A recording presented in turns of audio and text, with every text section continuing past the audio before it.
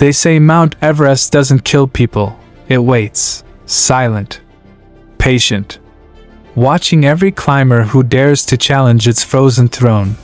But this story, what you're about to hear, is not just about death. It's about a promise, a friendship carved into ice, and the final moments of climbers who walked into the sky and never came back.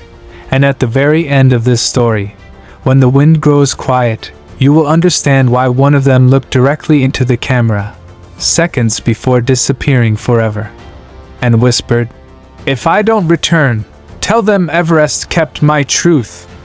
This is the worst Mount Everest deaths in human history. The mountain that remembers. The year was 2014, and Everest was colder than usual. Storms circled the peak like hungry wolves. Experienced climbers stayed home, but 3 friends, Ian, Joel, and the only woman in their team, Zara, arrived at base camp with hearts full of dreams and a quiet fear they tried not to show. Ian was the storyteller, always recording every step with his camera.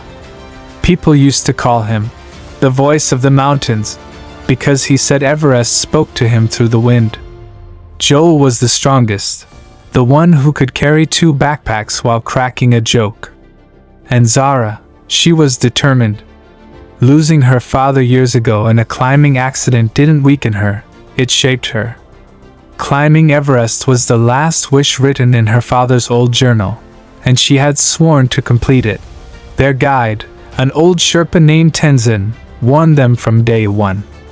Everest was different now, unpredictable, moody, angry. He had climbed the mountain over a dozen times, but never seen its glaciers groan like wounded animals. Yet he agreed to lead them, sensing their purpose was bigger than victory. The climb began with laughter. Base camp smelled of warm tea and hope. But the higher they moved, the more Everest stripped them bare. At Camp 2, the wind screamed so loudly at night that it sounded like spirits trapped in the ice. Zara couldn't sleep. Joel's hands shook from cold burns. Ian's camera began to freeze between recordings. Still, they pushed on. Crossing the Kumba icefall was their first real test. Towers of ice as tall as buildings surrounded them.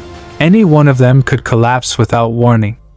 Ian filmed everything, whispering that people needed to understand the truth of Everest, the beauty and the cruelty. At Camp 3, as they attached themselves to the icy wall, a small avalanche roared nearby. Snow dust hit their faces like needles. Zara cried quietly in her tent that night, fear mixing with guilt, longing mixing with determination. Joel comforted her. "We're going home together. Everest doesn't get to choose our endings." But Everest had already begun choosing. By the time they reached Camp 4, the death zone, oxygen was life and time was poison. Every breath felt borrowed. Every step felt stolen. Ian recorded his last message.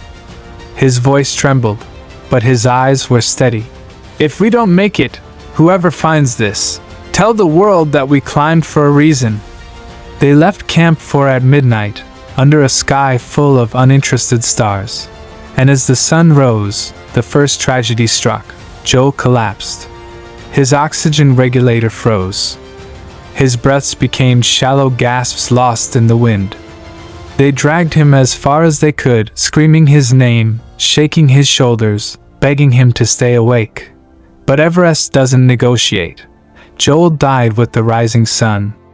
His eyes were open, looking at the horizon he would never reach. Zara screamed until her voice broke. Ian held her, his hands trembling so hard the camera nearly fell from his grip. Tenzin made the hardest call. They couldn't carry Joel's body down. The mountain had claimed him. They had to move, or they would all die. Ian placed the camera gently next to Joel, whispering, "You will not be forgotten." They walked away with shattered hearts. But the mountain wasn't done. After losing Joel, the climb turned from a dream into a battle for meaning. Zara tried to quit several times, her mind collapsing from grief. But Ian kept repeating the last line Joel ever said. "We're going home together." Maybe completing the climb was the only way to honor him. Hours passed like lifetimes. Oxygen ran low. Zara's steps wobbled. Ian could feel his fingers going numb inside his gloves. Tenzin pushed them forward like a silent guardian, knowing that stopping for too long meant death. At the Hillary step, the winds rose like a scream from the clouds.